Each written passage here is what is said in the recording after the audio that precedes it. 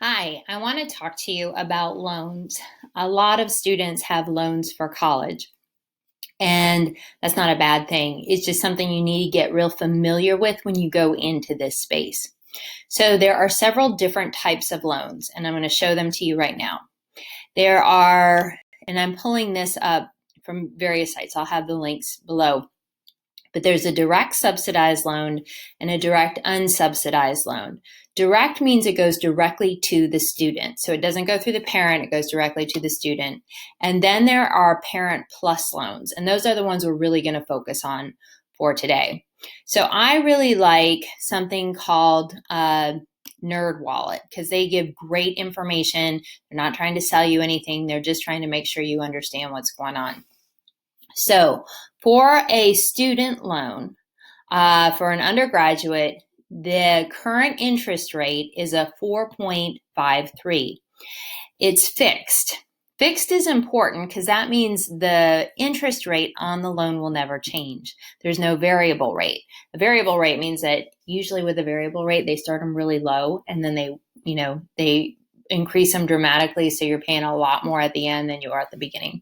It's a kind of a gimme tactic there. And if you go to NerdWallet, you can see, so we're going to put our annual interest rate is 4.53, and you can put in the terms, you can put in whatever you want, but that will give you your loan amount.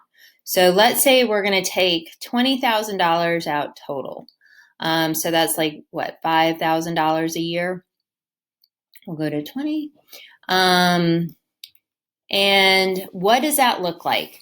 So that means that if you take $20,000 out, your interest rate is 4.53. You're going to pay it back in 10 years. Your monthly payment is going to be $207. So when you're working, that's not a huge amount of money. It is a bit of money, but not a huge amount. And the interest you're going to pay on the $20,000 loan is almost $5,000. So it's like a credit card. When you buy something, if you don't pay it off for a while, you end up owing a lot more because the bank, in this case the government, and a lot of times in these things, is giving you a loan. So keep that in mind when you go and get your loans. Now I want to show you what an actual offer looks like, because I think this is kind of interesting. So when you get an offer from a school, it depends on the school, they'll often have a lot of options. Federal subsidized loans. A subsidized loan means that you do not have to pay interest on the loan for the 4 years or until you graduate from school. So it can actually be more than 4 years, but you want to check out the terms of that. And then once you graduate, the interest starts accruing. And the reason it's called a subsidized loan is because the government is actually paying the interest on your loan until you are able to. The unsubsidized loan means that the interest starts accruing as soon as you borrow the money. The subsidized loan, you can't get a whole lot of money from these. The year that this came out, you could only get $3,500. Subsidized loans, you can get more. And then there's Parent Plus loans, and those you can get a ton of money. Those tend to have much higher interest rates, so like 7%. So let's say that your parents take out a loan.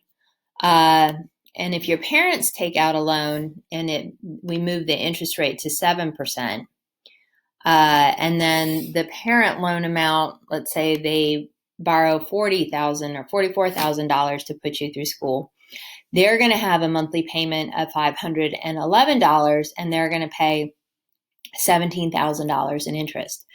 So loans can be awesome. They can really, really help you get through school. I don't want to steer you away from loans, but I do want you to be aware of loans and how they work, because it can be a big surprise when you think, oh, I borrowed some money and now look at all this money I have to pay back.